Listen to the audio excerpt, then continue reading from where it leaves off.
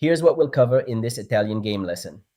First, the baseline theory, the main line you need to know. Next, why every one of these moves actually works. Then, the key variations you're likely to run into. And finally, a common beginner mistake and exactly how to punish it. The Italian game is one of the oldest and most respected openings in chess. It's a favorite among beginners and grandmasters alike because it develops pieces quickly, fights for the center, and prepares a direct attack on the vulnerable f7 square. White aims for a solid active position with good attacking chances. White starts by pushing the king pawn 2 squares. This move stakes a claim to the center, opens lines for the queen and the king's bishop, and is the first step in a classical opening. It's a very flexible and aggressive start. Black immediately answers by grabbing his own share of the center. This symmetrical response is solid and principled, fighting for the d4 square and opening lines for his own bishop and queen. It's the standard reply. White develops the knight to its most natural square. It attacks the black pawn on e5, supports the center, and prepares to castle quickly.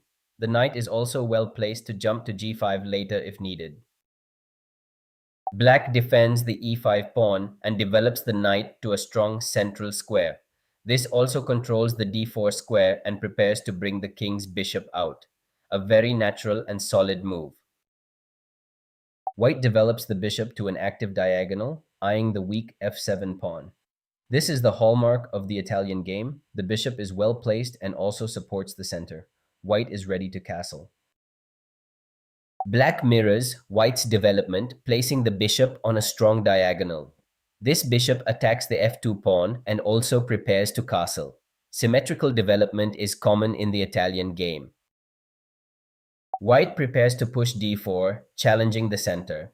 This pawn move also opens a retreat square for the bishop on c4 if needed and supports a future d4 advance. It's a flexible waiting move. Black develops the knight to a natural square, attacking White's e4 pawn and putting pressure on the center. This is a very active move, forcing White to deal with the threat. Black is also ready to castle. White pushes in the center, attacking the black bishop on c5 and the pawn on e5.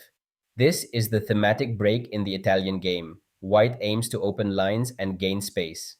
The pawn is well supported by the c3 pawn. Black captures the d4 pawn, accepting the challenge. This is the most common response. The pawn on d4 is removed, but White can recapture with the c3 pawn. Black's position remains solid. The final position is pleasant for White. With the center open, White's pieces are active. The plan is to recapture on d4 with the c3 pawn, then develop the queen's knight to c3 or d2 and castle. White has a slight edge and good attacking chances. The Giuoco Piano is a quieter, more strategic alternative to sharp lines like the Evans Gambit or two knights. Instead of immediately attacking the center, White opts for d3, reinforcing e4 and preparing to build up slowly with pieces. This appeals to players who prefer positional maneuvering over tactical chaos. White plays d3, a patient move that solidifies the e4 pawn and opens the diagonal for the c1 bishop. By not pushing d4 immediately, White avoids opening the center too soon and gives Black time to complete development. It also prepares to play c3 later, supporting a future d4 advance. Black develops the knight to f6, naturally attacking e4 and increasing pressure on White's center. This is the most principled response, challenging White's central pawn and preparing to castle quickly. It also puts the knight on a strong square, eyeing both e4 and g4. White castles kingside, securing the king and bringing the rook to the f1 square.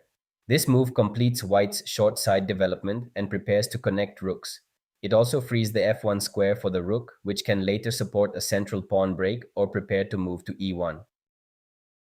Black castles as well, mirroring White's plan.